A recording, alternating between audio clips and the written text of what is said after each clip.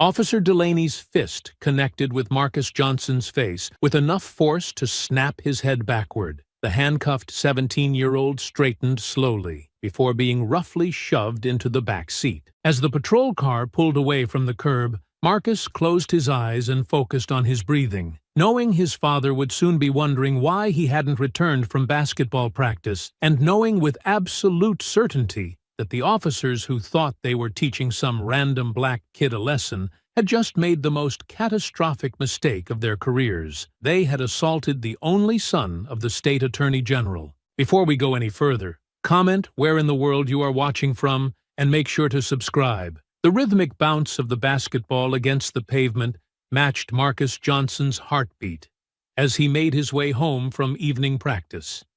The late afternoon sun cast long shadows across the suburban streets, painting the world in hues of amber and gold. At 17, Marcus carried himself with the grace of an athlete and the focus of a scholar, his 6'2" frame moving with purpose as droplets of sweat still clung to his dark skin, despite the quick shower he'd taken after Coach Williams had finally called it a day. Marcus adjusted his headphones, allowing the smooth beats of Kendrick Lamar to wash over him as he replayed the practice in his mind. Coach had been particularly impressed with his three-point shooting today, suggesting he might start in Friday's game against Westside High. The thought brought a small smile to his face. Starting as a junior would look good on college applications, another achievement to add alongside his 3.9 GPA and volunteer work at the community center. Rolling his shoulders to ease the pleasant ache of a good workout, Marcus shifted his gym bag to his other shoulder and checked the time on his phone.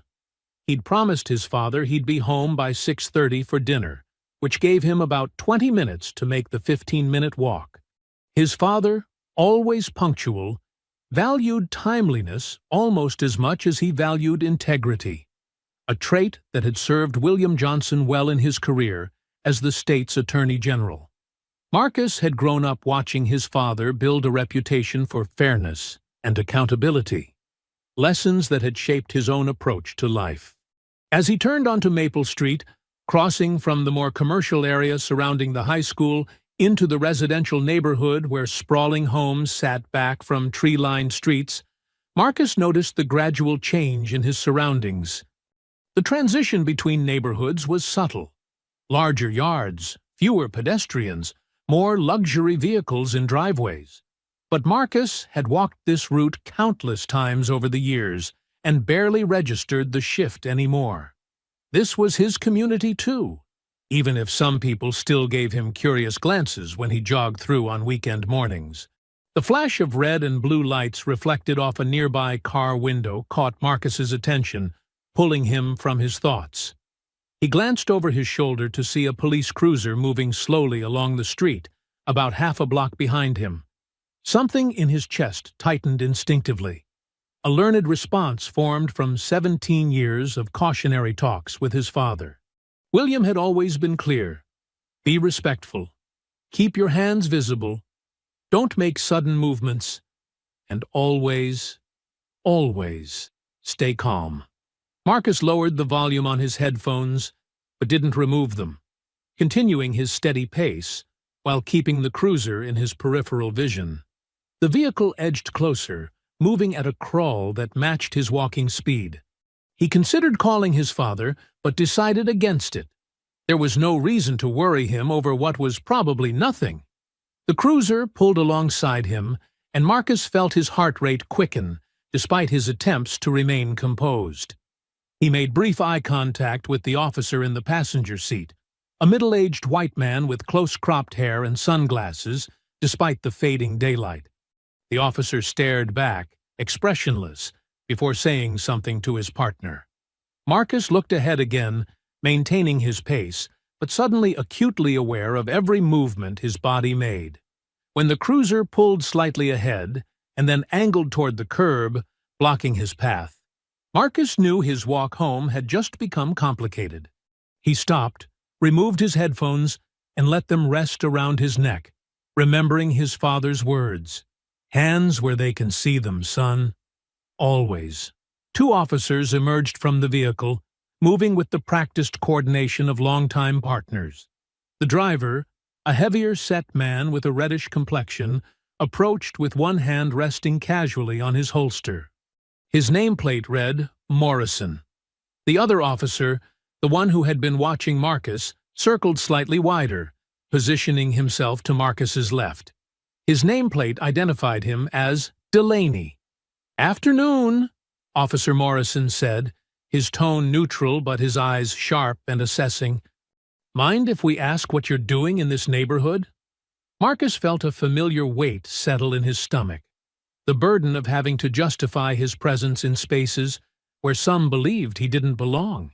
He kept his expression neutral, his voice steady and respectful when he replied, "Just walking home from basketball practice, sir. I live a few blocks from here." Officer Delaney moved closer, his gaze sweeping over Marcus's athletic build, taking in the gym bag, the headphones, the smartphone in his hand. "You got some ID on you?" Marcus shook his head slightly. "No, sir. I just came from practice and didn't bring my wallet. My house is just up on Oakwood Drive, about 3 blocks from here." The officers exchanged a glance that made Marcus's skin prickle with unease. He'd seen that look before. Skepticism, suspicion, disbelief, though rarely directed at him so openly. This wasn't the first time he'd been stopped, but something in the officer's demeanor told him this encounter was different. "No ID, huh?" Officer Morrison's voice hardened slightly. "That's convenient. And you expect us to believe you live in Oakwood Estates? Those are million-dollar homes, son." Marcus felt his throat tighten but kept his voice even. "Yes, sir. My father and I have lived there for about 6 years now. Number 347, the blue colonial with white trim." Officer Delaney moved a step closer, invading Marcus's personal space in a way that was clearly intentional. "What's your name?" "Marcus Johnson, sir." "And what's your father do that he can afford a place in Oakwood Estates, Marcus?" The emphasis on his name carried a note of disbelief that made Marcus's chest tighten further. "He works for the state government," Marcus answered, deliberately keeping his response vague. Experience had taught him that sometimes revealing his father's position created more problems than it solved, especially in situations like this where tension was already building. Officer Morrison snorted. "State government, huh? Custodian? Maintenance?" His tone made it clear what he thought of Marcus's answer. The sun had nearly set now, the golden light replaced by the harsh artificial glow of street lamps just beginning to flicker on. A car drove past, slowing slightly as the driver noticed the police cruiser and the confrontation unfolding on the sidewalk. Marcus felt exposed, aware that to passing eyes he might look like just another young black man in trouble with the law, rather than a student trying to get home for dinner. As the silence stretched between them, Marcus could feel the situation balancing on a knife's edge. He knew whatever happened next would depend largely on decisions beyond his control, a reality his father had prepared him for, but could never fully shield him from. He stood perfectly still, hands visible at his sides, waiting for what would come next, with the careful composure that had become second nature in a world where his every movement was subject to scrutiny and misinterpretation. Officer Morrison circled Marcus slowly, his boots scraping against the concrete with deliberate heaviness, while Officer Delaney maintained his position uncomfortably close to Marcus's face. The fading daylight cast harsh shadows across their features, transforming what should have been a routine interaction into something that felt increasingly predatory. Marcus fought to control his breathing, keeping his hands clearly visible at his sides, as his father had always instructed him to do. "You know what I think?" Officer Morrison said, coming to a stop directly behind Marcus. "I think we've got ourselves someone casing these houses, maybe looking for an open window or an empty home to break into." Marcus felt his heart hammering against his ribs, but kept his voice steady. "No, sir, that's not what's happening. I really do live in this neighborhood. If you'd like to escort me home, my father can verify everything." Officer Delaney scoffed, his breath hot against Marcus's face. "Listen to that. Escort me home, like we're some kind of chauffeur service." He reached out suddenly, grabbing Marcus's gym bag and yanking it from his shoulder. "What have you got in here, huh? Anything we should know about?" "Just my basketball uniform and some school books," Marcus replied, fighting every instinct that told him to reach for his property, as Officer Delaney unzipped the bag and roughly dug through its contents. The officer pulled out a calculus textbook, waving it mockingly. "Well, well, a real scholar here, Morrison." He tossed the book carelessly back into the bag before continuing his search, dumping Marcus's neatly folded uniform onto the sidewalk. "Please be careful with my things," Marcus said, his voice quieter now, the strain of maintaining his composure evident despite his efforts. "I haven't done anything wrong." Officer Morrison moved back into Marcus's field of vision, his expression hardening. "You want to talk about doing something wrong? How about trespassing? How about lying to officers? How about that attitude you're giving us right now?"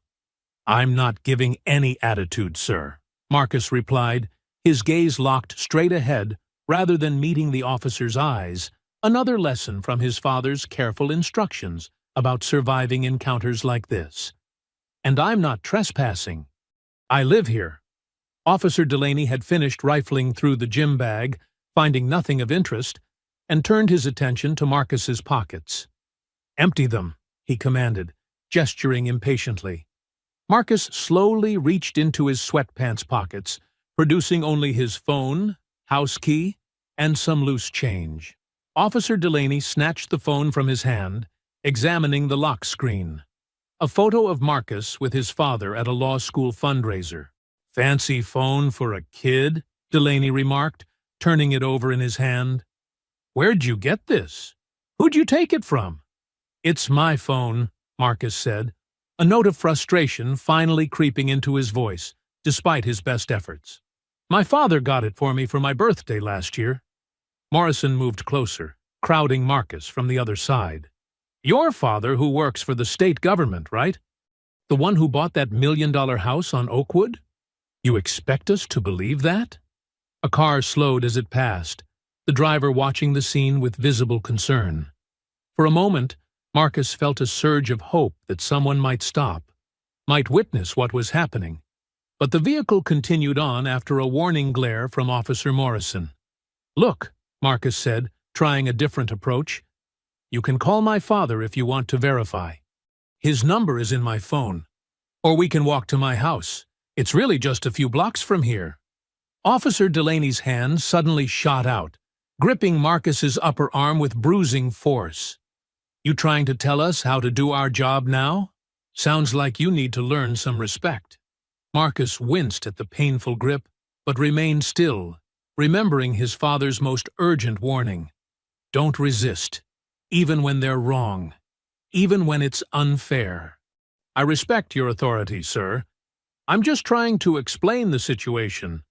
"The situation," Officer Morrison said, stepping even closer, "is that we've got a suspicious individual with no ID in a high-value neighborhood where he doesn't belong, giving us lip and telling us how to do our jobs."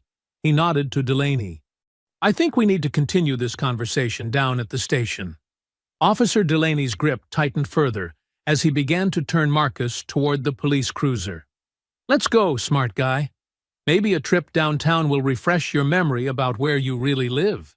"Please," Marcus said, his voice still controlled but tinged with genuine alarm now. "Just call my father. He's expecting me home for dinner." "He'll be worried." "Oh, Daddy's going to be worried," Delaney mocked, shoving Marcus forward. "Should have thought about that before you decided to go wandering where you don't belong."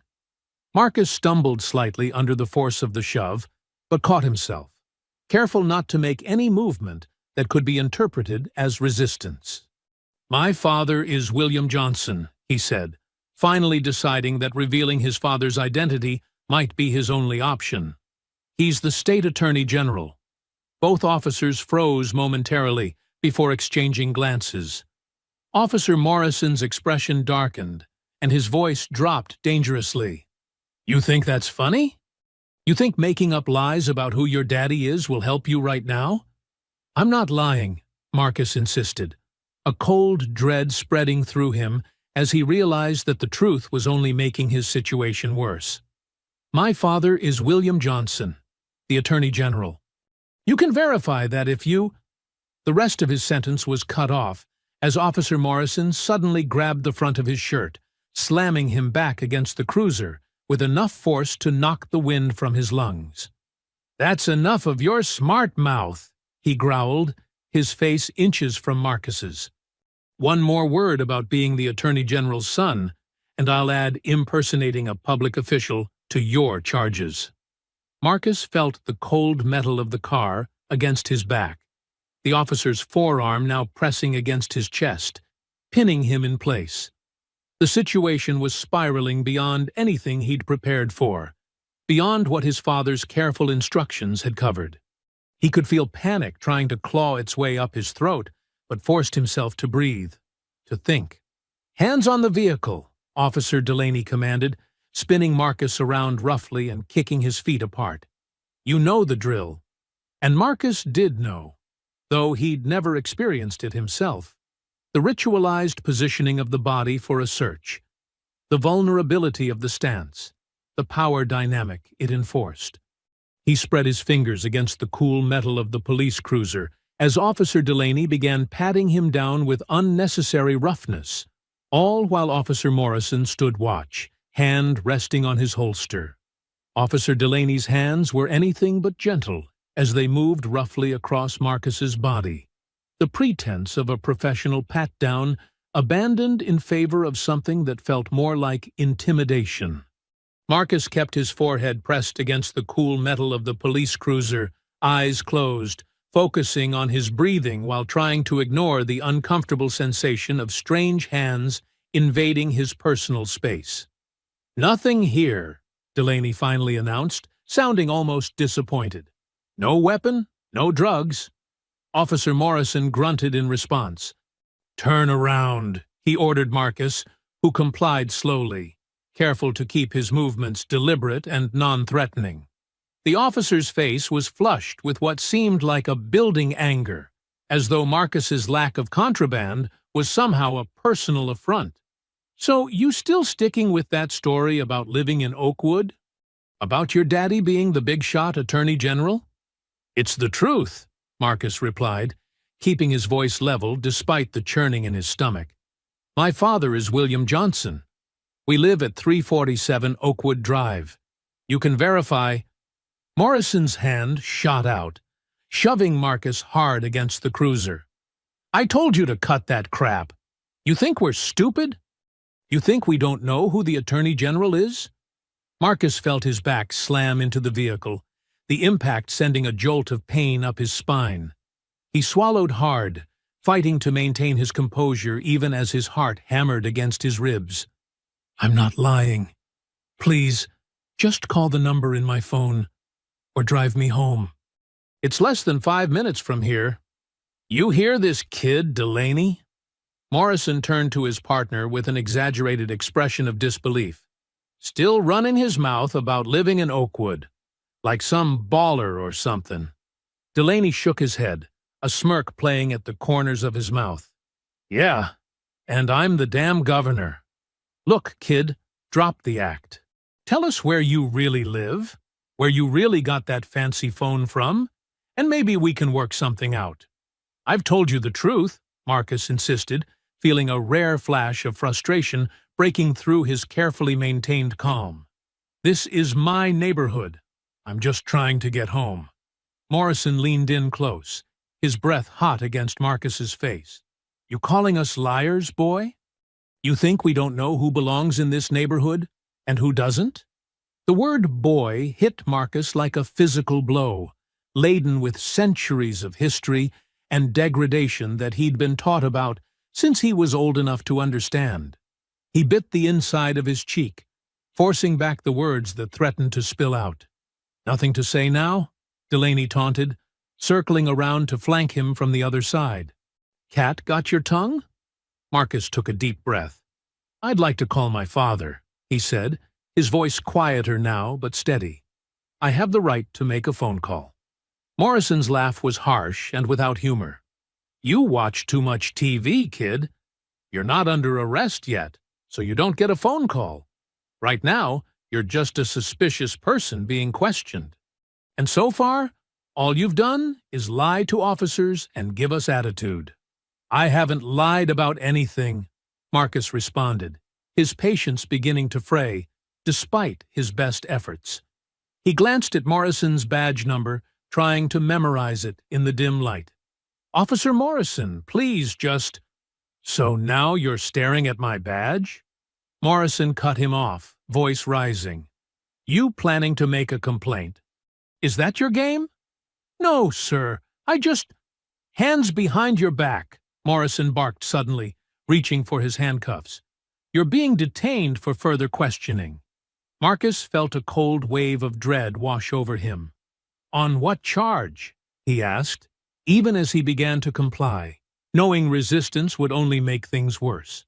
Suspicious activity, possible trespassing, and now interfering with an officer, Delaney answered, grabbing Marcus's arm and roughly pulling it behind his back. Plus, you got a real attitude problem. Marcus winced as the handcuffs bit into his wrists, tightened with deliberate excess. This is bullshit, he muttered under his breath, immediately regretting the lapse as Delaney's grip tightened painfully on his arm. What was that? Delaney demanded, his voice dangerously soft. You got something to say? Marcus shook his head slightly. No, sir. Nah, I heard you, Delaney continued, spinning Marcus around to face him. You said this is bullshit, didn't you? You think you can disrespect officers doing their job? I didn't mean... The rest of his sentence was cut off as Delaney's fist connected with his cheekbone, the force of the blow snapping Marcus's head to the side and sending him staggering back against the cruiser. Pain exploded across the side of his face, his vision momentarily blurring as he fought to stay upright. You need to learn some respect, Delaney growled, advancing on him again. Marcus raised his cuffed hands instinctively, a reflexive gesture of self-protection that Delaney interpreted as resistance. He's resisting, Delaney shouted, lunging forward and grabbing Marcus by the throat. I'm not, Marcus choked out, but his protest was lost as Morrison joined the fray, both officers now forcing him to the ground. Marcus felt his knees hit the pavement hard, then his shoulder as they pushed him down. Disoriented and in pain, he struggled to find a position that wouldn't leave him completely vulnerable, a movement the officers immediately seized upon. Stop resisting, Morrison yelled, loud enough for anyone nearby to hear, creating a narrative that bore no relation to reality. His knee pressed into Marcus's back, driving the air from his lungs while Delaney held his head against the rough concrete of the sidewalk. I'm not resisting, Marcus gasped, barely able to draw breath with Morrison's weight crushing him. He could feel warm wetness on his face, blood from where his cheek had been split open by Delaney's punch. Shut your mouth, Delaney hissed, pressing Marcus's face harder against the ground. You keep fighting, and it's gonna get a lot worse. The absurdity of the accusation, that he, handcuffed and pinned by two grown men, was somehow fighting them, might have been laughable in any other context. But here, with his face bleeding and his chest compressed to the point where each breath was a struggle, Marcus understood with terrifying clarity how situations like this ended for young men who looked like him. The memory of his father's voice cut through his panic. Stay alive. Nothing else matters. Just stay alive and come home. So Marcus forced himself to go limp beneath the officer's brutal restraint, surrendering completely despite every instinct screaming at him to protect himself. That's better, Morrison said after a moment, his voice revealing a sick satisfaction that made Marcus's stomach turn. Now, maybe you're ready to tell us the truth about who you are and what you're doing here. "My name is Marcus Johnson," he repeated, his words slurred slightly from the swelling already beginning around his mouth. "My father is William Johnson, the State Attorney General. We live at 347 Oakwood Drive." Morrison grabbed a handful of Marcus's hair, yanking his head back painfully. "You still sticking with that story? Even now?" "It's the truth," Marcus insisted, blinking blood from his eye where it had trickled down from the gash on his cheek. "Please, just take me home or call my father."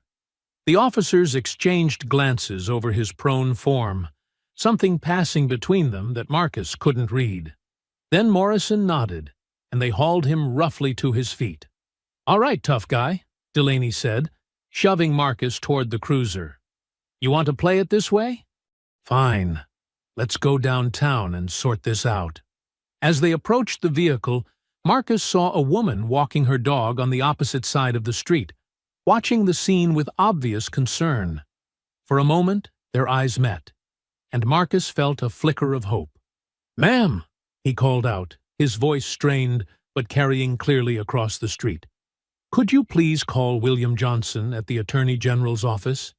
Tell him Marcus is being—" A hard blow to his kidney cut him off, driving the air from his lungs and making his knees buckle. "Shut your mouth," Morrison hissed, forcing Marcus's head down as he pushed him into the back seat of the cruiser. "Nobody's calling anybody." The door slammed shut with a finality that made Marcus's stomach drop. Through the window, he could see the woman still standing there uncertain, as the officers spoke to her briefly before returning to the vehicle. Whatever they had told her seemed to have worked. She was already continuing on her way, though she glanced back once with what looked like concern. Inside the cruiser, separated from the officers by a plastic partition, Marcus finally allowed himself to feel the full weight of his situation. His face throbbed where Delaney had struck him, blood still seeping from the cut on his cheekbone that would surely leave a visible bruise. His wrists burned from the too tight handcuffs, and his back ached where Morrison's knee had dug into it. The reality of what was happening settled over him like a physical weight as he gingerly touched his face, wincing at the tenderness of what was already swelling into a significant bruise. He thought of his father waiting at home, dinner getting cold, growing increasingly concerned as the minutes ticked by without any word from his son. Part of him wanted to scream, to rage against the injustice of it all, but the pragmatic lessons his father had instilled in him kept him silent. This wasn't the place to fight back. As the engine started and the vehicle pulled away from the curb, Marcus closed his eyes and drew on the deep well of composure his father had helped him cultivate over years of carefully worded warnings and painfully honest conversations. "This isn't about fairness," his father had told him once. "It's about survival. You get through it, you come home, and then we fight back the right way." The cruiser accelerated down the quiet suburban street, taking Marcus further from his home with each passing moment. In the growing distance between where he was and where he should be, Marcus made himself a silent promise. He would survive this, and what these officers had done would not go unanswered. His father had taught him about justice as well as survival, and soon enough these officers would learn exactly what that meant. The ride to the police station passed in a blur of pain and mounting anxiety as Marcus sat silently in the back of the cruiser, the taste of copper filling his mouth where his lip had split. Through the partition, he could hear Officers Morrison and Delaney laughing, their casual banter a jarring contrast to the violence they'd just inflicted. His face throbbed where Delaney's fist had connected with his cheekbone, and he could feel the area swelling rapidly, his eye already beginning to narrow from the inflammation. "Bet he won't be running his mouth about being the AG's kid anymore," Morrison remarked, loud enough for Marcus to hear. "These neighborhood kids think having money means they can talk to officers any way they want. Rich or not, they all bleed the same," Delaney replied with a chuckle that made Marcus's skin crawl. "Though I gotta say, For a basketball player, he went down pretty easy. The cruiser pulled into the station parking lot, the building's stark fluorescent lighting spilling onto the pavement as they parked. Morrison opened the rear door and yanked Marcus out by his arm with unnecessary force, causing him to stumble as his feet hit the ground. "Let's go, hotshot," Morrison growled, pushing him toward the entrance. "Time to process you properly." The station's interior was brightly lit and bustling with activity despite the hour. Officers at desks, detainees in holding areas, phones ringing. Several heads turned as the officers marched Marcus through the main area, his handcuffed wrists and bloodied face drawing curious glances. Marcus kept his eyes forward, trying to project dignity despite his appearance, acutely aware that every person they passed was forming judgments based solely on what they saw. A young black man in custody, obviously having resisted arrest. "Got a live one here, Sarge," Delaney called out as they approached the processing desk. "Suspicious activity, trespassing, resisting arrest, and assaulting an officer." The desk sergeant, an older man with salt and pepper hair and deep lines etched around his mouth, looked up from his paperwork. His gaze moved from the officers to Marcus, lingering on the teenager's swollen face. "Assaulted an officer, did he?" he asked, his tone neutral but his eyes sharp. "Which one of you?" "Both of us," Morrison replied smoothly. "Kid went crazy when we questioned him about being in Oakwood Estates. Started claiming he lives there, that his daddy's the Attorney General. When we tried to detain him, he took a swing at Delaney." The sergeant's eyebrows rose slightly as he took in Marcus's athletic but lean frame compared to the two burly officers. "That right?" he asked, his question directed at Marcus this time. Before Marcus could respond, Delaney's hand clamped down hard on his shoulder. "Don't waste your time, Sarge. Kid's been spinning tales all night." The sergeant held Marcus's gaze a moment longer, something unreadable in his expression, before returning his attention to the paperwork. "Name?" he asked, pen poised. "Marcus Johnson," Marcus answered, his voice steady, despite the dull throb of pain radiating from his face. "I live at 347 Oakwood Drive. My father is William Johnson, the state attorney general. I was walking home from basketball practice when these officers—" Delaney's grip tightened painfully on his shoulder. "Still with the same story? Unbelievable." The sergeant's pen hovered over the form. "Johnson? William Johnson's son?" He looked at Marcus more carefully now, taking in his features despite the swelling and blood. "That's what he claims," Morrison said dismissively. "Been saying it since we picked him up. Kid's delusional." The sergeant frowned slightly. "Have you verified his identity?" "He had no ID on him," Delaney said quickly. "Convenient, right?" "I was coming from basketball practice," Marcus repeated, sensing a possible ally in the sergeant. "My wallet's at home. Please, just call my father, or take me home to verify." Morrison stepped forward, physically inserting himself between Marcus and the desk. "Look, Sarge, we've got an uncooperative suspect who was casing houses in Oakwood, resisted arrest, and assaulted officers. We need to process him, not listen to more of his fantasies." The sergeant held Morrison's gaze for a long moment, before nodding slightly. "Process him then. Full booking procedure." Marcus felt his hope deflate as Morrison grabbed his arm again, steering him toward a side hallway. "This way, Junior," he said mockingly. "Time for your mugshot. Smile pretty for Daddy." They led him to a processing area where a bored-looking technician waited to take his photograph and fingerprints. The routine was impersonal and efficient. Stand against the wall, face forward, turn left, turn right, place fingers on the scanner. All while Marcus remained handcuffed and increasingly aware of how the system was designed to strip away dignity. "Beautiful," Delaney commented as the mugshot appeared on the technician's screen, showing Marcus's swollen face in harsh detail. "That's going to look great on your college applications. From the processing area, they moved to an interrogation room, a small windowless space with a metal table bolted to the floor and 3 uncomfortable-looking chairs. Morrison shoved Marcus roughly into one of the chairs before removing his handcuffs, only to immediately refasten one cuff to a metal loop on the table. "Wait here," he ordered unnecessarily. "We'll be back after we finish the paperwork." The door closed with a heavy thud, leaving Marcus alone in the sterile room. The overhead fluorescent light hummed incessantly, casting harsh shadows that accentuated the institutional bleakness. Marcus gingerly touched his face, wincing at the tenderness of his cheekbone.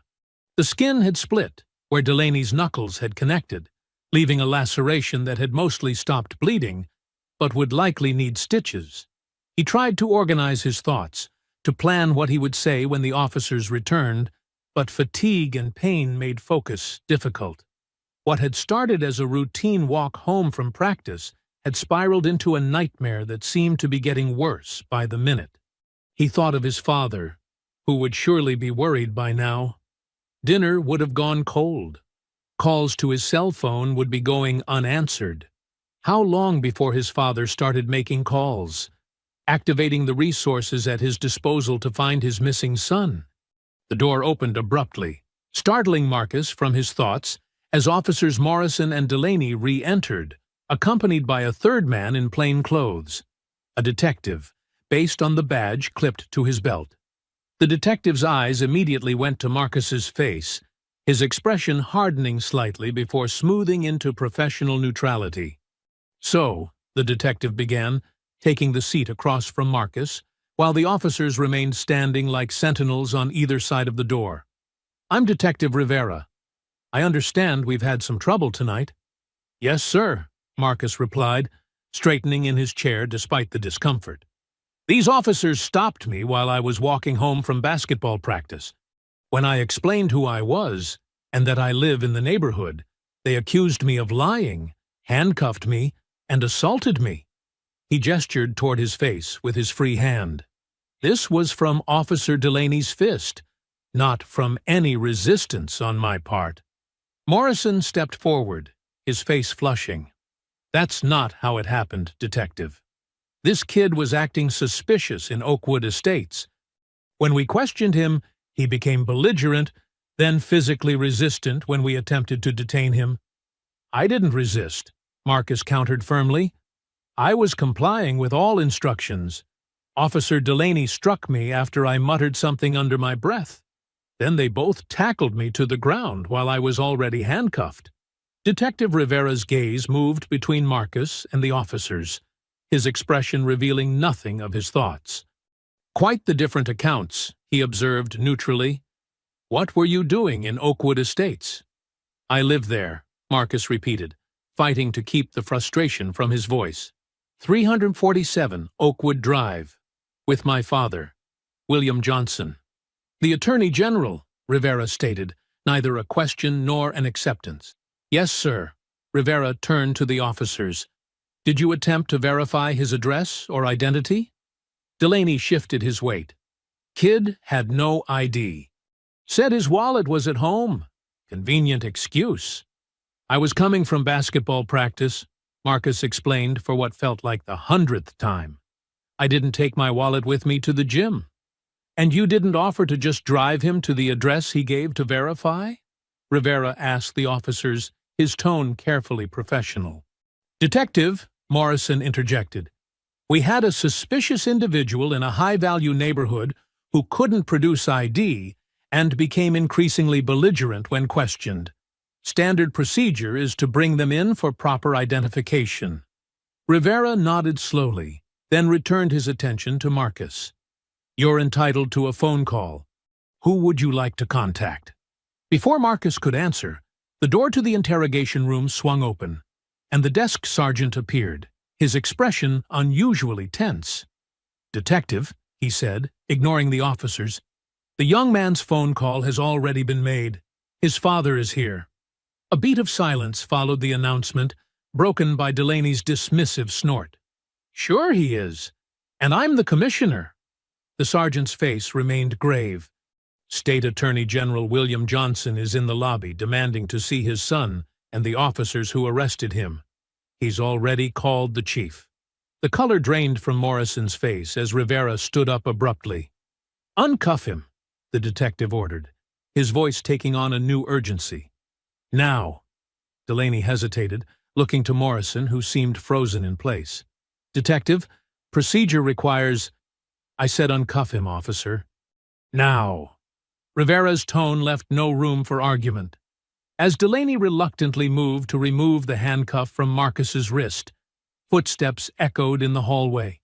Purposeful, measured steps approaching with unstoppable momentum. Marcus recognized the rhythm immediately, a sound he'd heard countless times coming up the stairs at home, down the hallway to his room, across the polished floors of his father's office. The door opened once more, and William Johnson filled the frame. 6 feet 4 inches of controlled fury in an impeccably tailored suit, despite the late hour. His gaze swept the room, cataloging everything in seconds before settling on his son's battered face. For a brief moment, raw anguish flickered across his features before being replaced by the composed, implacable expression that had made him legendary in courtrooms across the state. "Marcus," he said, his deep voice surprisingly gentle despite the steel beneath it. "Are you all right?" The simple question, laden with paternal concern rather than the thunderous rage Marcus knew was brewing beneath his father's professional exterior, nearly broke his carefully maintained composure. He swallowed hard before answering. "I'll be okay, Dad." William nodded once, his eyes never leaving his son's injured face, before turning to the officers who now stood ramrod straight, expressions vacillating between disbelief and dawning horror. When he spoke again, his voice was cold enough to crystallize the air in the small room. "Which one of you put your hands on my son?" The accusation hung in the air like a live wire as William Johnson's question reverberated through the small interrogation room. Neither Morrison nor Delaney seemed capable of speech, their earlier bravado evaporating under the Attorney General's withering gaze. Detective Rivera stepped forward, clearly attempting to regain control of a situation rapidly spinning beyond normal protocol. "Mr. Attorney General, I'm Detective Rivera. I was just beginning to—" "Detective," William cut him off smoothly, his voice deceptively calm. "I appreciate your intervention, but my question was directed at these officers." His attention returned to Morrison and Delaney, who seemed to be silently negotiating which of them would speak. "I'll ask once more. Which of you struck my son?" Morrison found his voice first, professional training kicking in despite his obvious discomfort. "Sir, I'm Officer Morrison. This is Officer Delaney. There was an altercation during the arrest when your son resisted. My son has a split cheekbone and what appears to be a black eye forming." William interrupted, his words precise and measured. "That didn't happen during an altercation. That happened when one of you struck him with enough force to cause significant injury. Now, before I review the body cam footage that I've already requested be preserved, I'm giving you the opportunity to tell me directly." The mention of body cam footage sent a visible ripple of tension through both officers. Delaney's jaw tightened while Morrison's gaze darted briefly to his partner before returning to William. The situation escalated quickly. Morrison offered weakly. Any force used was necessary to— "Dad," Marcus interjected, his voice cutting through the tension. "It was Officer Delaney who hit me in the face. Officer Morrison held me down afterward." William nodded once, his eyes never leaving the officers even as he addressed his son. "Thank you, Marcus." He turned to Detective Rivera. "I want my son released into my custody immediately. I want him examined by a doctor and his injuries documented. And I want these officers' badges and firearms surrendered while a full investigation takes place." Rivera hesitated, caught between procedure and the unmistakable authority radiating from the state's top law enforcement official. "Sir, there are protocols." "I'm aware of the protocols, Detective," William replied evenly. "I helped write many of them. Right now, we have 2 officers who assaulted a minor, then filed false charges to cover their actions. This isn't a matter of protocol, it's a matter of law." A commotion in the hallway interrupted the standoff as more figures appeared in the doorway. The police chief, red-faced and disheveled as though he'd dressed in haste, accompanied by a woman in a sharp pantsuit whom Marcus recognized as his father's chief of staff, Diane Chen. "William," the chief began, his tone conciliatory, yet strained. "Let's move this discussion to my office." "After my son receives medical attention," William countered, walking over to Marcus and gently helping him to his feet. "And after these officers are removed from duty." He turned to the desk sergeant who still hovered in the doorway. "Sergeant, please escort Officers Morrison and Delaney to surrender their badges and firearms." The sergeant looked to the chief, who after a moment's hesitation nodded grimly. "Do it," he ordered, "and call Internal Affairs." As the officers were led away, both glaring daggers at Marcus, William finally allowed himself to focus fully on his son, his eyes softening as he carefully examined the injury. "Let's get you to the hospital," he said quietly, placing a protective arm around Marcus's shoulders. The drive to the emergency room passed in relative silence. William focused on navigating the late-night traffic, while occasionally glancing at Marcus, who sat with his head resting against the window, exhaustion finally catching up with him now that the immediate danger had passed. The adrenaline that had sustained him through the ordeal was fading, leaving behind a bone-deep weariness and pain that radiated from his face and the various places where the officers had manhandled him. "I'm sorry, Dad," Marcus finally said, breaking the silence as they approached the hospital. William frowned, briefly taking his eyes off the road to look at his son. "What on earth are you apologizing for? For not calling earlier? For not finding a way to avoid this whole situation?" Marcus gestured vaguely at his injured face. "You've always told me how to handle police encounters, and I still ended up—" "Marcus," William interrupted, his voice gentle but firm. "You did exactly what you were supposed to do. You survived. Everything else can be addressed." The emergency room was surprisingly quiet for a weeknight, allowing them to be processed quickly once the staff recognized the Attorney General. A middle-aged doctor with kind eyes and a no-nonsense demeanor examined Marcus, cleaning the cut on his cheekbone and applying butterfly bandages after determining stitches weren't necessary. She documented each injury meticulously: the facial contusion, abrasions on his wrists from the handcuffs, bruising on his back and sides from being tackled and pinned to the ground. "You're lucky the orbital bone wasn't fractured," she noted as she finished her examination. "But you're going to have quite a shiner for a while. I'd recommend rest, ice for the swelling, and over-the-counter pain medication as needed." As the doctor completed her paperwork, William stepped outside briefly to make a series of phone calls, his voice echoing faintly from the hallway as he mobilized the full weight of his office. When he returned, his expression was composed but determined. "The hospital administrator has agreed to expedite copies of your medical records," he informed Marcus. "The chief has already placed both officers on administrative leave pending investigation, and I've called Michael to meet us at home to discuss legal options." Michael Torres, the family's longtime friend and one of the state's most formidable civil rights attorneys. The mention of his name confirmed for Marcus that his father wasn't simply looking to smooth over the incident, but was preparing for a comprehensive response. The drive home was punctuated by more phone calls, William's voice shifting between professional authority when speaking with law enforcement officials and paternal concern when updating his wife, who was waiting anxiously for their return. By the time they pulled into the driveway of their Oakwood Drive home, the very address the officers had refused to believe was Marcus's, it was nearly midnight.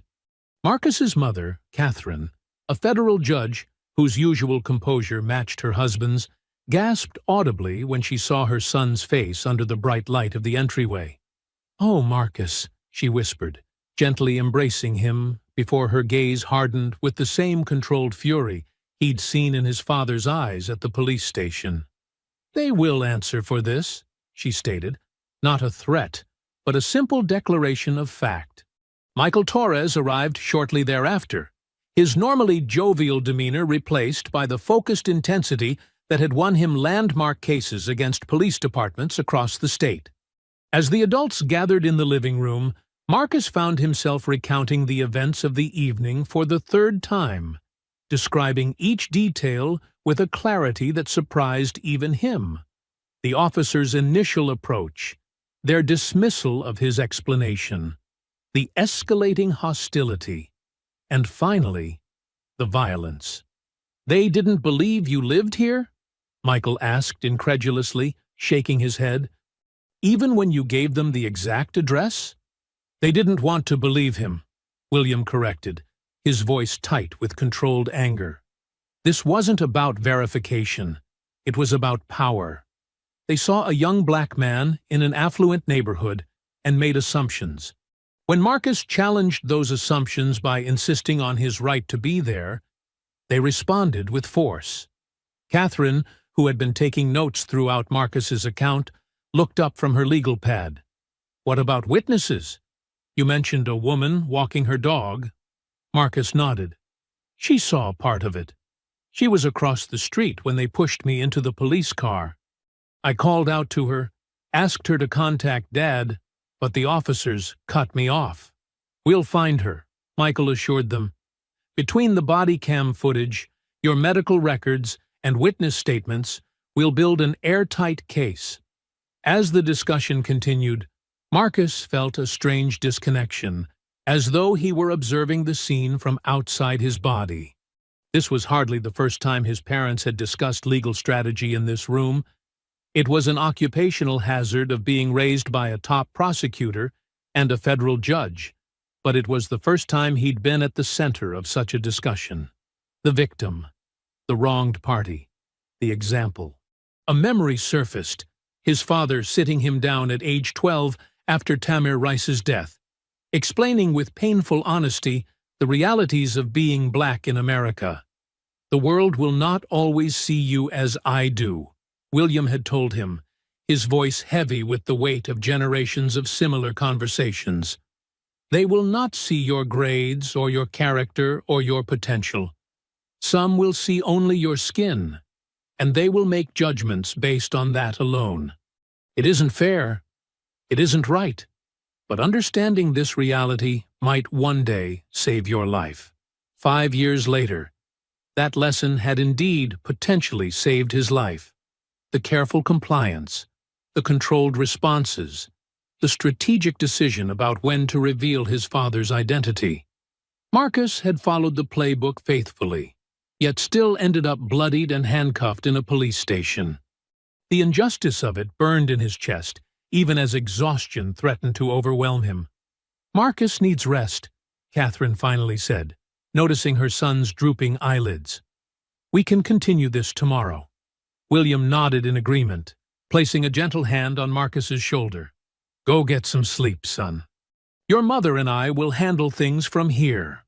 As Marcus headed upstairs, moving carefully to avoid aggravating his various injuries, he could hear the conversation continuing below. His parents and Michael already shifting from documentation to strategy, from evidence collection to public response. They were mobilizing resources and connections built over decades in public service, preparing to transform his personal trauma into a catalyst for systemic change. Despite the pain and fatigue, a sense of purpose began to crystallize within him. What had happened tonight was not merely a personal injustice, but a symptom of a deeper societal illness. And while Marcus had been taught to survive such encounters, he now understood that survival was just the beginning. What came after, the accountability, the reform, the refusal to accept such treatment as inevitable, that was where real change would happen. With that thought, he finally allowed himself to succumb to sleep, knowing that when morning came, the fight for justice would begin in earnest. As morning approached, the Johnsons' home buzzed with activity despite the late hour. William moved with methodical purpose through his home office, assembling documents, while Michael Torres catalogued Marcus's injuries with photographs. Catherine had transformed their dining room into a command center, arranging for statements to be taken and coordinating with her judicial colleagues about the handling of the case. Marcus sat at the kitchen counter, holding an ice pack to his face, while watching his parents' orchestrated response with a mixture of amazement and exhaustion. The family's longtime housekeeper, Mrs. Alvarez, fussed over him, placing a mug of hot tea beside him despite the warm weather. "You should be in bed, mijo," she said softly, her worried eyes examining his bruised face. "Your parents will handle everything." "I know they will," Marcus replied, managing a small smile despite his swollen cheek. "But I need to be part of this." The doorbell rang, announcing the arrival of Diane Chen, William's chief of staff, along with a grim-faced man Marcus recognized as the department's internal affairs director. Their hushed conversation with William in the foyer carried tones of urgency and concern. "The body cam footage has been secured," the IA director was saying. "Preliminary review confirms your son's account entirely.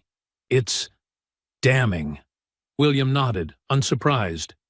"I want formal charges prepared by noon. Assault on a minor, false imprisonment, filing false reports, civil rights violations, the complete list. No administrative leave with pay, no quiet resignation. These officers face the full consequences." The house phone rang, and Catherine answered in the other room, her voice shifting from personal to professional in an instant. "Yes, Governor. We appreciate your concern. Yes, Marcus is recovering. William is preparing a formal statement for this morning." Marcus hadn't fully processed how quickly his personal ordeal had transformed into a state-level incident until he heard his mother speaking with the governor. The machinery of justice, the very system his parents had dedicated their lives to upholding, was now mobilizing around him. William returned to the kitchen, his expression softening slightly as he looked at his son. "The officers are being called in right now," he informed Marcus. "They don't know yet what's coming. I want you to rest, but if you're feeling up to it, your statement to Internal Affairs would be valuable this morning." Marcus straightened, removing the ice pack from his face. "I'm ready now," he stated with a conviction that seemed to surprise his father. "I want to tell them exactly what happened." 2 hours later, Marcus sat in his father's office at the Department of Justice, his statement recorded and signed, while the building around them hummed with unusual activity for so early in the morning. Through the glass walls, he could see staff moving with purpose, phones ringing continuously as news of the incident spread through official channels. "The press conference is scheduled for 10, Diane informed William as she entered with a tablet displaying various news websites. "It's already breaking on social media. Someone at the hospital leaked a photo of Marcus in the ER." William frowned, glancing at his son before reviewing the tablet. "Unavoidable, I suppose. At least it shows the injuries clearly." He passed the device to Marcus, who found himself looking at a hastily captured image of his own bruised face under the harsh hospital lights. The caption read, "AG's son allegedly beaten by police." "They've been placed on administrative leave," Diane continued. "Morrison is already calling the union rep. Delaney still doesn't realize the seriousness. He actually showed up for his shift this morning."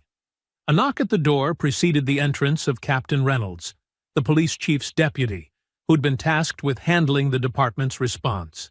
Her face was professionally composed, but Marcus could see tension in her shoulders as she addressed his father. "The officers have arrived at headquarters, sir," she reported. "They've been informed they're under investigation, but haven't been shown the footage yet." William nodded, rising from his desk. "Have them wait in separate rooms.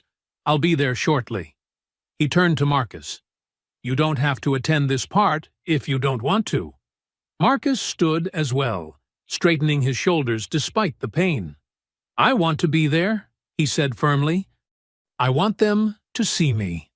The hallways of police headquarters buzzed with unusual tension as William Johnson led the way, Marcus following close behind with Michael Torres and Diane flanking them like an honor guard.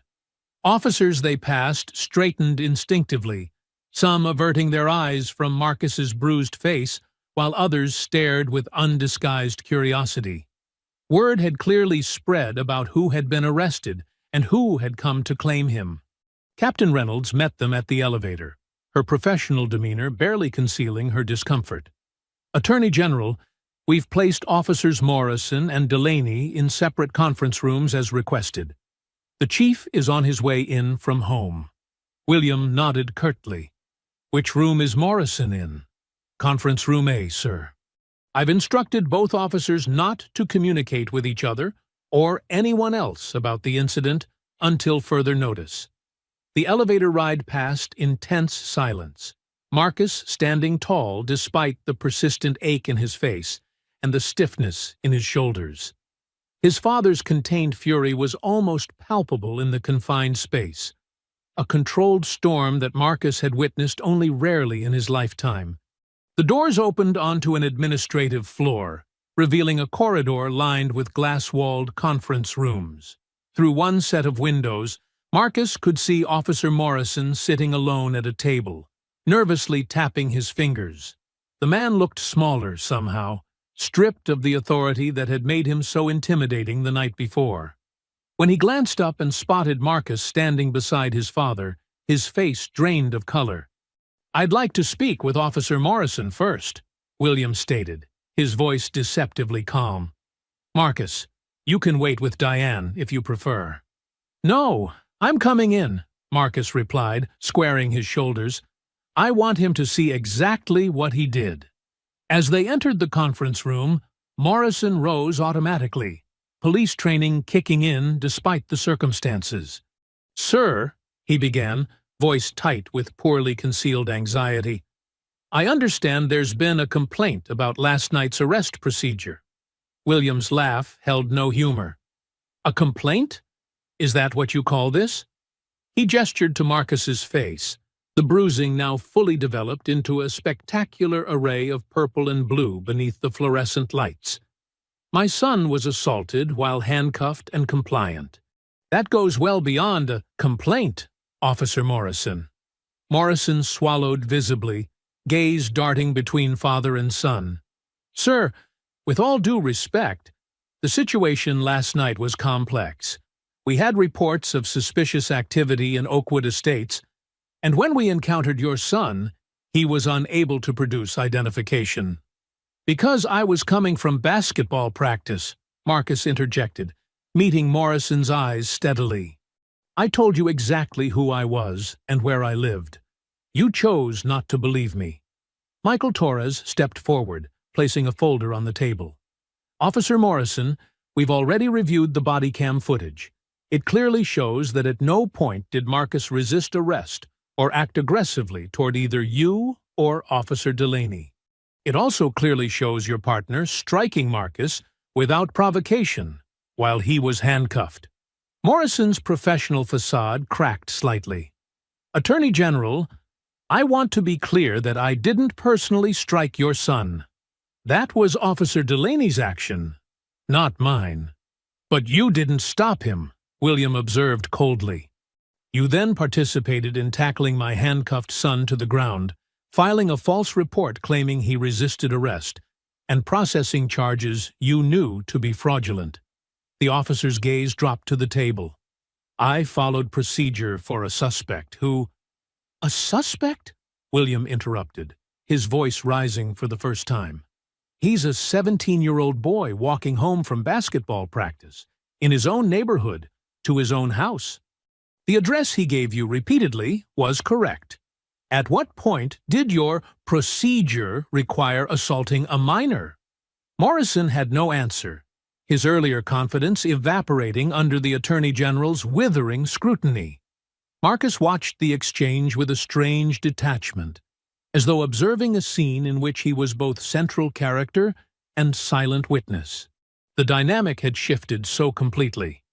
The officer who had towered over him with casual menace now reduced to stammering excuses under his father's questioning. "I want to know something," Marcus said suddenly, drawing both men's attention. "If I hadn't been the Attorney General's son, what would have happened to me?" The question hung in the air, its implications unavoidable. Morrison's gaze shifted uncomfortably before he answered with reluctant honesty. "You would have been processed for resisting arrest, possibly assault on an officer. With your clean record, probably probation, community service. For walking home," Marcus stated flatly. "For existing in my own neighborhood." William placed a hand on his son's shoulder, the gesture both protective and proud. "Officer Morrison, you and Officer Delaney are being placed on administrative leave, effective immediately pending criminal investigation. Your service weapons and badges will be surrendered before you leave the building today, as they should have been last night." "Criminal investigation?" Morrison echoed, alarm overtaking his expression. "Sir, surely this can be handled internally through standard—" "Through what, officer?" William cut him off. "Through the same process that would have given my son a criminal record, had he been anyone else's child? No. This will be handled through the proper legal channels, with all the transparency that entails." Captain Reynolds, who had been observing silently from the doorway, stepped forward. "I'll escort Officer Morrison to surrender his badge and weapons, sir." As Morrison was led from the room, his shoulders slumped in defeat, Marcus felt no satisfaction, only a growing determination that what had happened to him should lead to actual change. What troubled him most wasn't the personal injustice, painful as it was, but the casual certainty with which Morrison had acknowledged what would have happened to any other young man in his position. "Are you all right?" William asked quietly when they were alone. Marcus nodded, wincing slightly at the movement. "Yeah, it's just strange, seeing him like that after last night." "Power shifts quickly when accountability enters the equation," William observed, studying his son's face with paternal concern. "Ready for round 2? "Definitely," Marcus replied, straightening his shoulders as they prepared to confront Officer Delaney. "Let's finish this." Officer Delaney sat alone in Conference Room B, drumming his fingers against the polished table with affected nonchalance that couldn't quite mask his growing unease.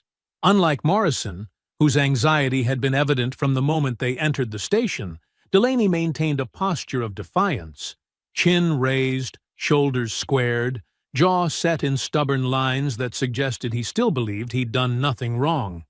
That confidence visibly faltered when William Johnson entered the room with Marcus at his side, the teenager's bruised face providing irrefutable evidence of Delaney's handiwork.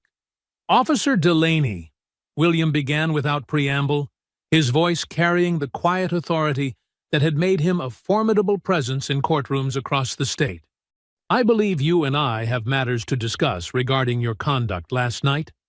Delaney's gaze darted between William and Marcus, recognition dawning alongside a flicker of alarm that he quickly suppressed. "Sir, I understand there's been a complaint, but I followed departmental procedure for—" "For what exactly?" William interrupted, gesturing toward the chair opposite Delaney while remaining standing himself. "For assaulting a handcuffed minor? For filing a false report? For charging an innocent young man with crimes he didn't commit? Please, enlighten me about which procedure covers those actions." Michael Torres placed a laptop on the table, opening it to reveal a freeze frame from the body cam footage, the precise moment when Delaney's fist connected with Marcus's face. "We've reviewed the footage, Officer Delaney. All of it. There's no ambiguity about what happened." Delaney's facade cracked slightly as he stared at the damning image before quickly recovering. "That doesn't show the whole story. The suspect was resisting and—" "The suspect is my son," William stated flatly. "And he was handcuffed and compliant when you struck him. The footage shows that clearly." "With respect, sir," Delaney countered, a defensive edge creeping into his voice, "we had no way of knowing he was your son. He was in a high-value neighborhood without ID, giving us attitude." "Attitude?" Marcus echoed incredulously, unable to remain silent. "I told you exactly who I was and where I lived. I complied with every command. The only attitude was refusing to accept being treated like a criminal for walking home."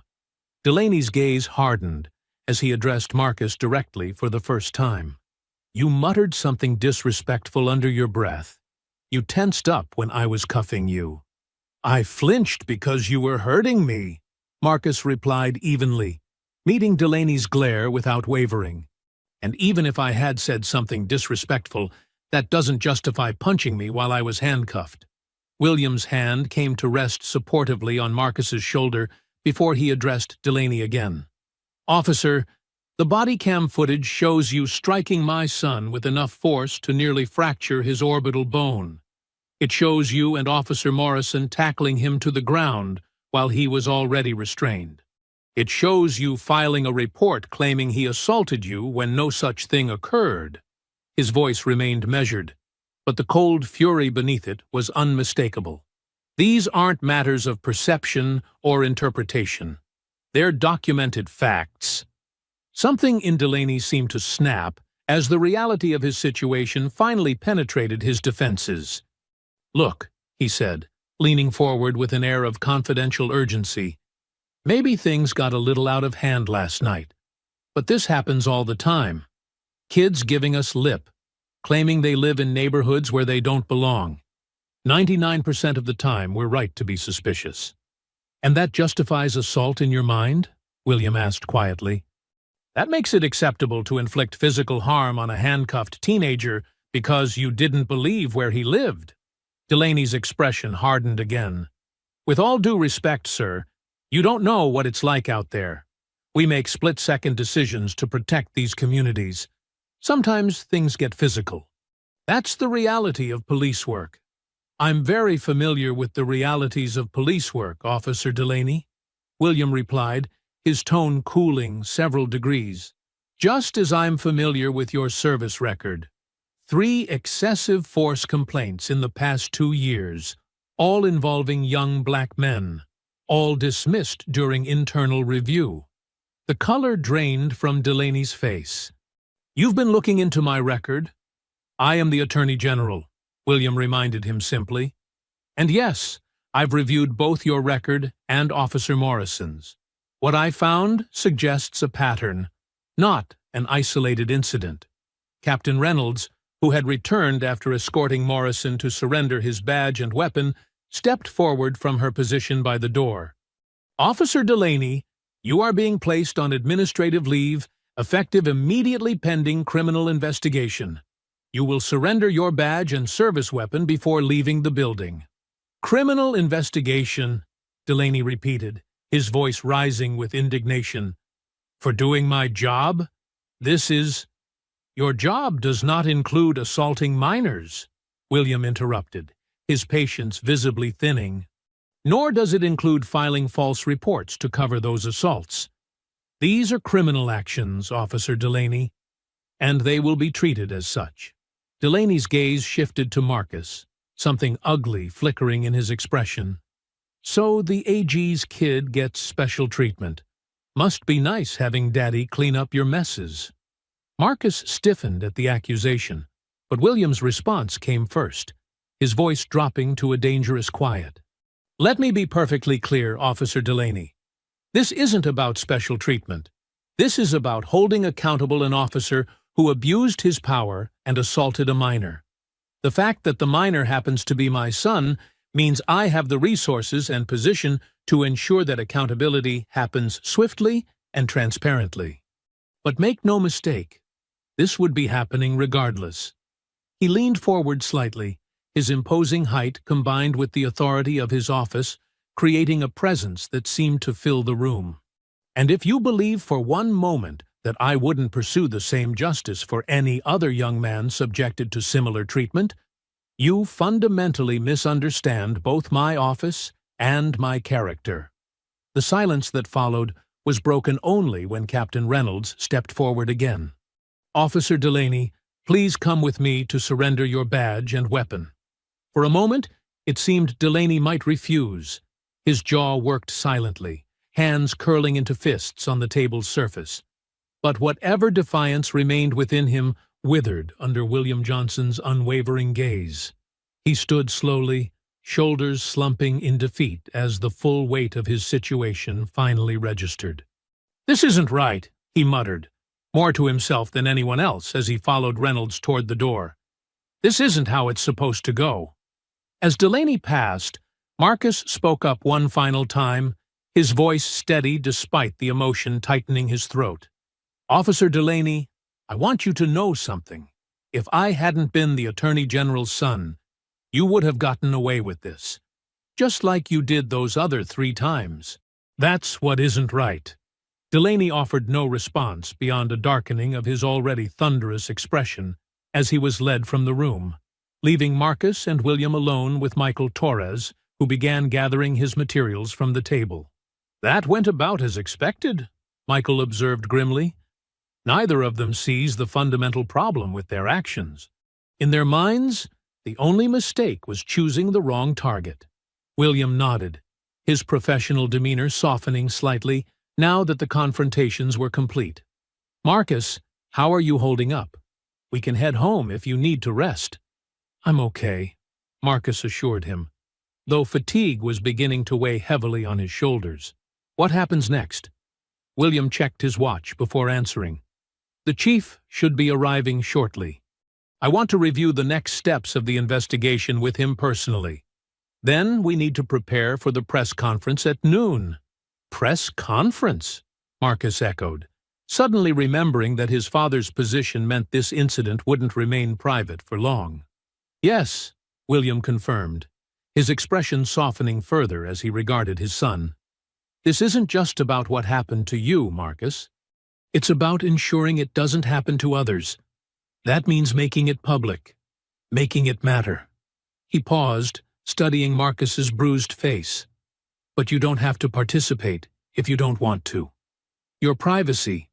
I want to be there," Marcus interrupted with quiet determination. "People need to see what happened.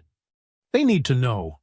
William nodded, pride briefly overtaking the anger and concern that had dominated his expression since arriving at the station. "All right, then let's make sure they do."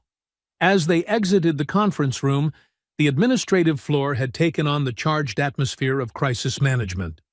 Officers moved with heightened urgency, phones rang constantly, and whispered conversations halted abruptly as the Attorney General and his son passed. Through the glass walls of the chief's office, Marcus could see Captain Reynolds already briefing the newly arrived police chief, whose grave expression suggested he understood the severity of the situation. What had begun as a routine walk home from basketball practice had transformed overnight into something far larger, a potential inflection point in the ongoing struggle for accountability and justice. As Marcus followed his father toward the next confrontation, he felt the weight of that responsibility settling on his young shoulders alongside the lingering pain of his injuries. This wasn't just about him anymore. It was about all the others who didn't have an Attorney General for a father, who didn't have the power to make their voices heard. For them, Marcus would stand tall and let his bruised face tell the story that so many others had been unable to share. The chief's office offered a momentary respite from the growing chaos of the station, its thick wooden door muffling the increasingly frantic activity beyond. Chief Rawlins, a career officer with 30 years of service, who had taken command just 18 months prior, sat behind his desk looking distinctly uncomfortable as William Johnson outlined what would happen next. "The investigation will be handled directly by my office to avoid any appearance of conflict," William explained, his tone making it clear this wasn't a suggestion. I've already dispatched a team from Internal Affairs to begin collecting evidence and statements. The body cam footage will be secured and analyzed by independent experts. And I want a complete review of both officers' service records, including any complaints that were dismissed during internal review. Chief Rawlins nodded gravely, clearly recognizing the political and legal tsunami heading for his department. Of course, Attorney General. We will cooperate fully with the investigation. I want to personally express my regret for what happened to your son. While the adults continued their discussion, Marcus moved to the window overlooking the station parking lot, where several news vans had already assembled. Word traveled fast in a state capital. He pressed his fingertips gently against his swollen cheek. The pain, a persistent reminder of last night's encounter, while trying to process the rapid sequence of events unfolding around him. Marcus, his father's voice pulled him from his thoughts. The chief has offered us his office for a few minutes of privacy before the press conference. I need to make some calls, but I'll be just outside if you need me. As the others filed out, closing the door behind them, Marcus sank into one of the visitor chairs, suddenly aware of the bone-deep fatigue that adrenaline had been holding at bay. William took the seat beside him rather than the chief's imposing desk chair, the gesture subtly equalizing their positions in a way that made Marcus feel seen not just as a son, but as a young man with his own agency. "How are you really doing?" William asked, his voice softer than it had been all morning, the professional persona of the Attorney General momentarily set aside. Marcus considered the question, looking for an honest answer beyond the automatic, "I'm fine," that had carried him through the confrontations. "I'm tired," he admitted finally, "and angry, and confused, I guess." "Confused about what?" "About how quickly everything changed. Last night, those officers had all the power. They could do whatever they wanted to me, and there was nothing I could do about it." Marcus gestured vaguely toward the station beyond the office walls. "And now everything's flipped, just because of who you are." William nodded slowly, understanding the deeper question beneath his son's observation. "It's not lost on me that if you weren't my son, this would be playing out very differently," he acknowledged. "The system works differently depending on who you are, what resources you have, what connections. That's the very definition of injustice." "So what happens to all the others?" Marcus asked, the question that had been weighing on him since the moment his father had appeared at the station. "The ones who don't have the Attorney General as their father?" William's expression grew thoughtful. "That's exactly why what we do next matters so much. This isn't just about getting justice for you, Marcus. It's about using what happened to create accountability that extends beyond this single incident." He leaned forward slightly, his gaze intensifying. "There's a window now, a moment where people will pay attention because of who we are. The question is how we use that window." Outside the office, the activity in the station continued to escalate. Through the glass walls, Marcus could see Captain Reynolds directing officers with increasing urgency, phones ringing constantly, and whispered conversations happening in corners. A group of suits that Marcus recognized as Internal Affairs investigators had arrived and were setting up in a conference room, their presence causing visible unease among the regular officers. "What's your plan?" Marcus asked, returning his attention to his father. "First, criminal charges against both officers," William replied without hesitation. "Assault, filing false reports, civil rights violations. No administrative leave with pay, no quiet resignation to avoid consequences. They face the full legal process." "They'll fight it," Marcus observed. "They'll claim they were just doing their jobs." "They will," William agreed. "Which is why the second part is just as important. A comprehensive review of departmental policies and training, with public hearings where people can share similar experiences." His expression softened as he regarded his son. "And that's where you have a choice to make."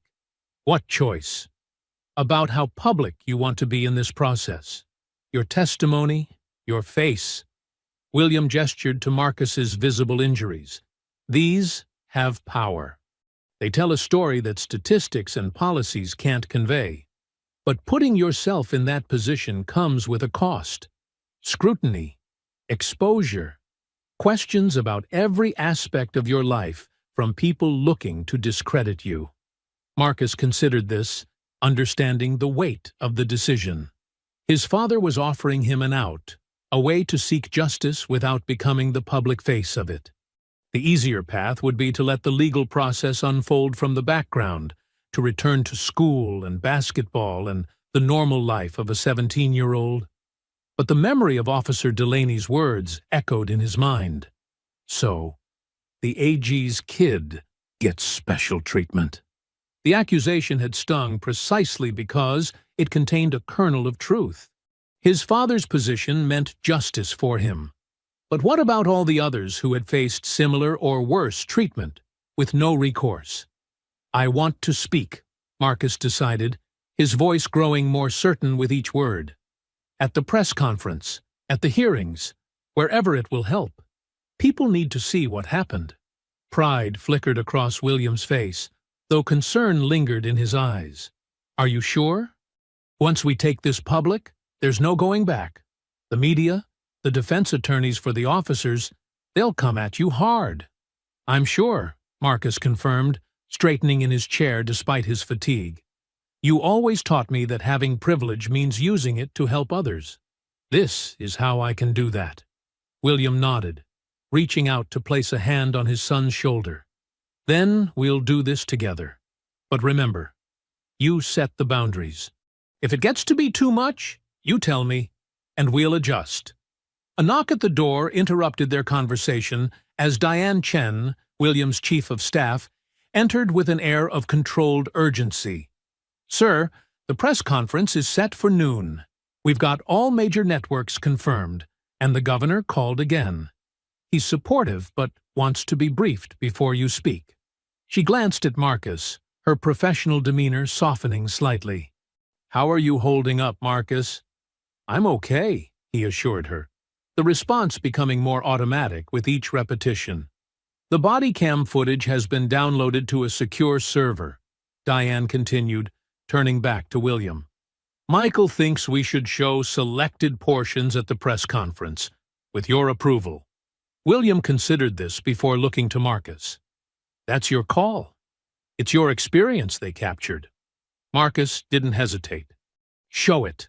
All of it. People need to see exactly what happened. As Diane nodded and made notes on her tablet, another knock came at the door. Captain Reynolds entered, her expression grave. Attorney General, the chief asked me to inform you that Officers Morrison and Delaney have retained counsel. The police union representative is also requesting to speak with you before the press conference. Tell them I'll meet with them afterward, William replied firmly. This isn't negotiable, Captain. Reynolds nodded, clearly relieved not to be caught in the middle of what was rapidly developing into a departmental crisis. Yes, sir. Also, the investigation team has requested the officers' complete service records, including all civilian complaints. Good, William stated, rising from his chair. Make sure they get everything.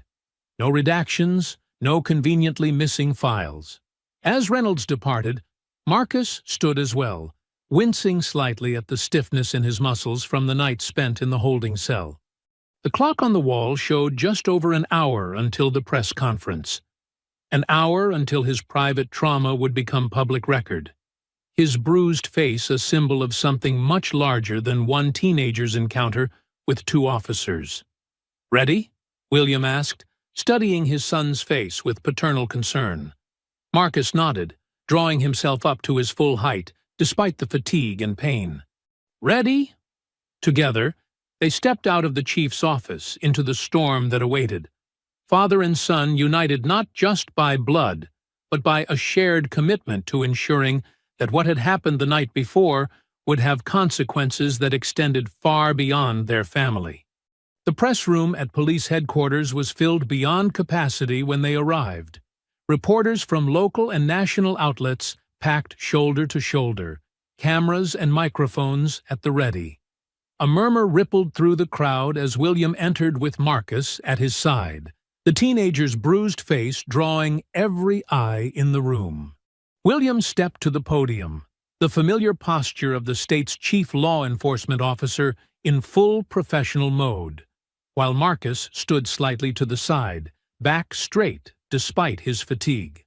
The flashbulbs created a strobe-like effect as photographers captured image after image of father and son, the Attorney General, and the living evidence of police brutality that could no longer be denied. "Last night," William began, his voice carrying clearly through the suddenly silent room, "my 17-year-old son, Marcus, was walking home from basketball practice when he was stopped by officers Frank Delaney and Thomas Morrison of this department. Despite identifying himself accurately and complying with their instructions, he was handcuffed, physically assaulted, and falsely arrested on fabricated charges." William gestured to Marcus, whose bruised face spoke more eloquently than words could about what had occurred. The incident was captured in its entirety on the officers' body cams, leaving no doubt about the facts. "While my son was handcuffed and compliant, Officer Delaney struck him in the face with enough force to cause significant injury. Both officers then tackled him to the ground, filed false reports claiming he had resisted arrest, and processed fraudulent charges." The reporters scribbled frantically, cameras flashed continuously, and the tension in the room built as William continued. "As Attorney General, I have directed my office to file criminal charges against both officers by the end of today. They have been placed on unpaid administrative leave and have surrendered their badges and service weapons. But this is just the beginning." William's expression hardened as he leaned slightly into the microphone. What happened to Marcus is not an isolated incident. It is symptomatic of systemic issues within law enforcement that have been allowed to persist for far too long. Today, I am announcing a comprehensive investigation into this department's policies, training, and handling of complaints. We will be holding public hearings where citizens can share similar experiences. And I am putting every department in this state on notice. There will be zero tolerance for misconduct, excessive force, or civil rights violations under my watch. The room erupted with shouted questions, cameras clicking frantically as reporters competed for attention. William raised a hand for silence before continuing. "Before taking questions, I want to give my son an opportunity to speak about his experience directly." He stepped back from the podium, placing a supportive hand on Marcus's shoulder as the teenager moved forward. The room fell quiet again, the assembled press corps seemingly holding their collective breath as Marcus faced them. Despite his youth and the visible evidence of trauma on his face, he carried himself with remarkable composure as he looked out over the sea of eager journalists. "Last night," Marcus began, his voice steady despite his racing heart, "I was walking home from basketball practice when two police officers stopped me. I told them who I was and where I lived. I complied with every instruction they gave me. I kept my hands visible. I didn't resist." He touched his bruised cheek gently. "This happened anyway." The simplicity of the statement hung in the air, powerful in its unadorned truth. Marcus continued after a brief pause. "I'm standing here today because my father is the Attorney General. That means I have resources and support that many others don't have. But what happened to me happens to people across this state and this country every day. The only difference is that most of them don't have someone with power to make others listen." His voice grew stronger, more certain with each word. "So I'm asking you to listen now, not just to my story, but to all the stories that haven't been told, because the people who experienced them didn't have an Attorney General for a father. What happened to me was wrong. What happens to others like me is wrong. And it needs to stop." The room remained hushed for a moment as Marcus stepped back, the impact of his words settling over the assembled press. Then, like a dam breaking, questions erupted from every corner, reporters shouting over one another for attention. William returned to the podium, fielding inquiries with practiced precision, while Marcus stood beside him, his bruised face a silent testimony that no amount of official explanations or technical language could erase. Outside the press room, beyond the walls of the police station, the first broadcasts were already hitting the airwaves. Marcus's injured face appearing on screens across the state, his measured words carrying into homes and offices, where the reality of police misconduct could no longer be dismissed as abstract statistics or isolated incidents. What had begun as one teenager's traumatic encounter was transforming, in real time, into a catalyst for change that would extend far beyond a single night or a single arrest. As William continued addressing the press, Marcus stood tall beside him, understanding that his private pain had become something larger, a responsibility, a platform, a chance to speak for those whose voices had been silenced or ignored. The weight of that responsibility settled on his young shoulders alongside the lingering pain of his injuries, but as the cameras continued to flash and questions continued to fly, he felt a growing certainty that this was where he needed to be, doing exactly what needed to be done. 1 week later, Marcus stood before the bathroom mirror, gently touching the fading bruise on his cheek. The angry purple had softened to yellows and greens around the edges, the swelling nearly gone, though the memory remained vivid in his mind. From the kitchen downstairs, he could hear the familiar sounds of his mother preparing breakfast, while his father's voice carried from the home office, engaged in yet another call related to the investigation that had consumed the Johnson household since that night. The past 7 days had unfolded with dizzying speed. Officers Morrison and Delaney had been formally charged with assault, filing false reports, and civil rights violations.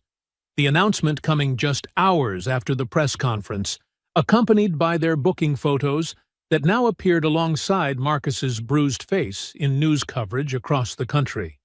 The police union had initially threatened legal action before retreating into damage control mode when public opinion turned decisively against the officers following the release of selected portions of the body cam footage.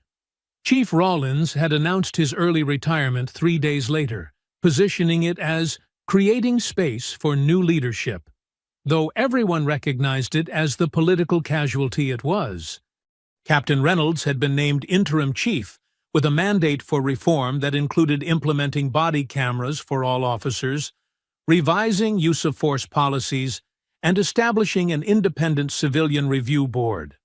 Marcus descended the stairs slowly, each step a conscious choice to move forward despite the lingering physical and emotional aftermath of the encounter.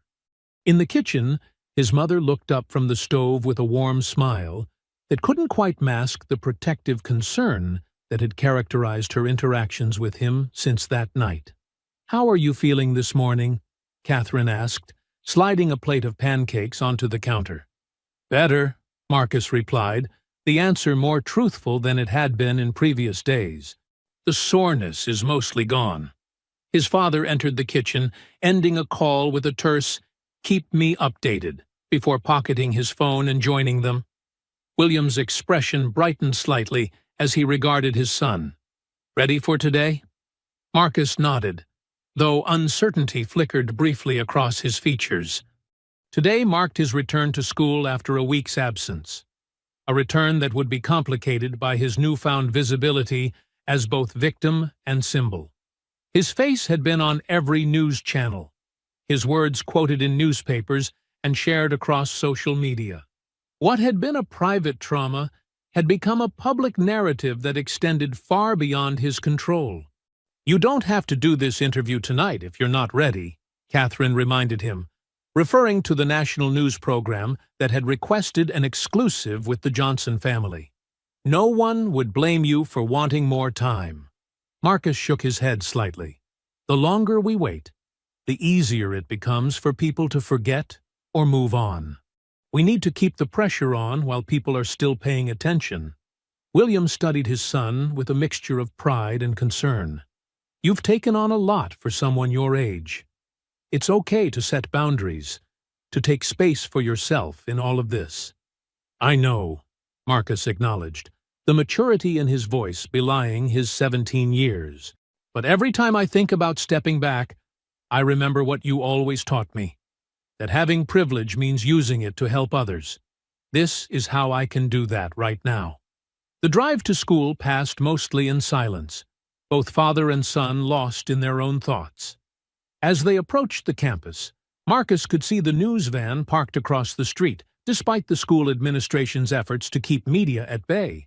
Several students lingered near the entrance, their curious gazes following William's car as it pulled into the drop-off zone. "I'll pick you up after practice," William said, as Marcus gathered his backpack. "Call me if you need anything before then." Marcus nodded, steeling himself for what awaited beyond the car door. "I will."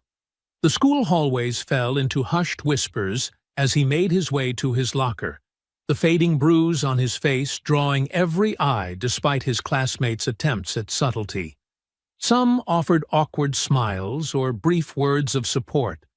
Others seemed unsure how to approach him, as though his experience had created an invisible barrier between them. It wasn't until he reached the gymnasium for basketball practice after classes that Marcus felt something approaching normalcy return. Coach Williams gathered the team, addressing the elephant in the room with characteristic directness. "Marcus has been through something none of you should ever have to experience," he stated plainly. "He's here today because he's strong enough to move forward, and because basketball is about team, about having each other's backs no matter what. So we're going to give him the space to be just another player on this court, and we're going to have his back like teammates should." The simple declaration seemed to break the tension, allowing the team to fall into their familiar rhythms as practice began. On the court, focusing on nothing but the ball and movement and the play developing around him, Marcus found a temporary refuge from the weight of everything else. For those 2 hours, he wasn't a symbol or a victim or a catalyst for change. He was just a basketball player, finding his way back to himself through the game he loved. After practice, he found his father waiting in the parking lot as promised, accompanied by Michael Torres, whose presence suggested the legal machinery continued to advance at full speed. "How was it?" William asked, as Marcus slid into the passenger seat. "Better than I expected," Marcus admitted. "Once we started playing, everything else faded into the background for a while." Michael smiled from the back seat. "That's good to hear. Finding those moments of normalcy is important." As they drove home, Michael updated them on the investigation's progress. Internal Affairs had uncovered 12 similar complaints against Officers Morrison and Delaney over the past 3 years, all dismissed during internal review, despite multiple witnesses and, in 2 cases, hospital records documenting injuries. The pattern established a damning picture of departmental negligence and potential complicity in covering up excessive force. "The DA is considering additional charges based on these findings," Michael explained, "and we've been contacted by attorneys representing 3 other young men with nearly identical experiences. They're willing to testify at the hearings next month." Marcus listened silently, understanding that what had happened to him was expanding into something much larger, a potential watershed moment in the ongoing struggle for police accountability in their state. The weight of that responsibility pressed heavily on him, but alongside it grew a sense of purpose that helped balance the burden. At home, Catherine had prepared dinner while coordinating with the network producers for the evening's interview. The dining room had been rearranged to accommodate cameras and lighting, transforming their private space into a temporary studio. As the technical crew made final adjustments, the family gathered in the kitchen, a moment of quiet before stepping back into the public eye. "Remember," William advised, his hand resting supportively on Marcus's shoulder. You only share what you're comfortable sharing. If a question feels too personal or you need a break, just say so. Marcus nodded, drawing a deep breath to center himself. I'm ready. The interview unfolded with professional smoothness, the veteran anchor guiding them through their account of that night and its aftermath. Marcus spoke with the same measured dignity he had displayed at the press conference, neither downplaying the trauma of his experience nor allowing it to define him entirely. Many people have called you courageous for speaking out, the anchor observed toward the end of the segment. How do you see your role in this unfolding conversation about police reform? Marcus considered the question carefully before answering. I don't think of it as courage so much as responsibility. What happened to me happens to others who don't have the resources or platform I have. If speaking about my experience helps create change that prevents this from happening to someone else, then that's what I need to do. And you, Attorney General, the anchor continued, turning to William. How do you balance your role as the state's chief law enforcement officer with being the father of a young man who experienced police brutality firsthand? William's expression remained composed, though his eyes betrayed the emotion beneath. There's no contradiction between those roles. As Attorney General, my job is to uphold the law and ensure justice for all citizens. As a father, my job is to protect my son and teach him to stand up for what's right. In this situation, those responsibilities align perfectly. What happened to Marcus was wrong, both legally and morally. Addressing that wrong serves both justice and my son. After the cameras had been packed away and the crew had departed, the family settled in the living room, the familiar space reclaimed from its temporary conversion to a television studio. The emotional toll of the day's events, returning to school, basketball practice, the interview, finally caught up with Marcus as he sank into the couch beside his father. You did well today, William said quietly. Better than well. I'm proud of you. Marcus nodded, fatigue evident in the slump of his shoulders. Do you think it will make a difference? All of this? William considered the question with the thoughtfulness it deserved. Yes, he answered finally. Not as much as it should, perhaps. Not as quickly as we'd hope. Systems resist change, especially when that change threatens established power. But what happened to you, and our response to it, has created a moment where real reform is possible. He gestured toward the window, beyond which they could see the lights of the city stretching into the distance. Out there right now, there are police officers thinking twice about how they interact with young men who look like you. There are department heads reviewing their policies.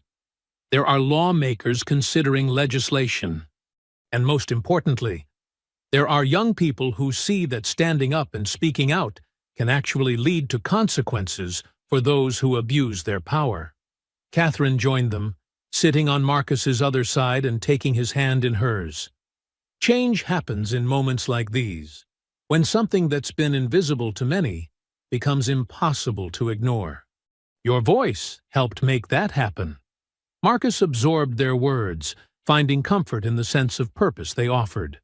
The bruise on his face would fade completely in time, but the impact of what had occurred would extend far beyond his personal experience.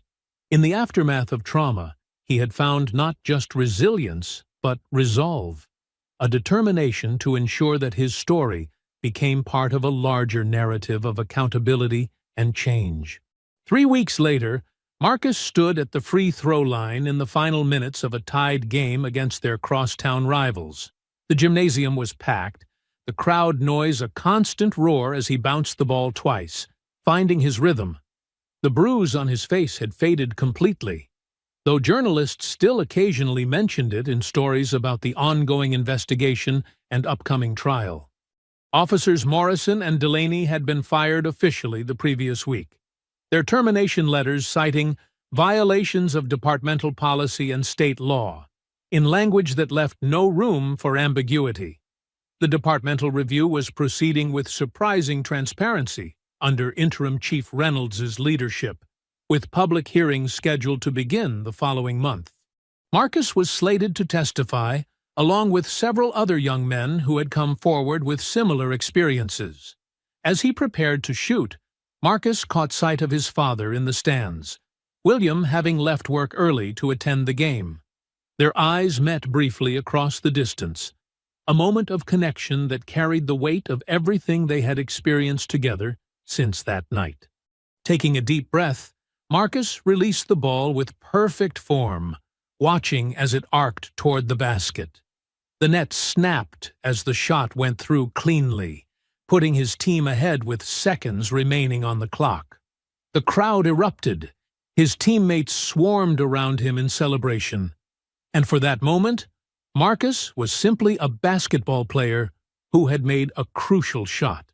But as he glanced again toward his father, whose proud smile carried shades of both joy and lingering sorrow, Marcus understood that he had become something more as well. A young man who had experienced injustice and chosen to transform that experience into action. The path forward would not be easy, the work of reform not quickly accomplished, but he faced it now with a clarity of purpose forged in the crucible of that night's encounter. Justice, he had learned, was not simply served.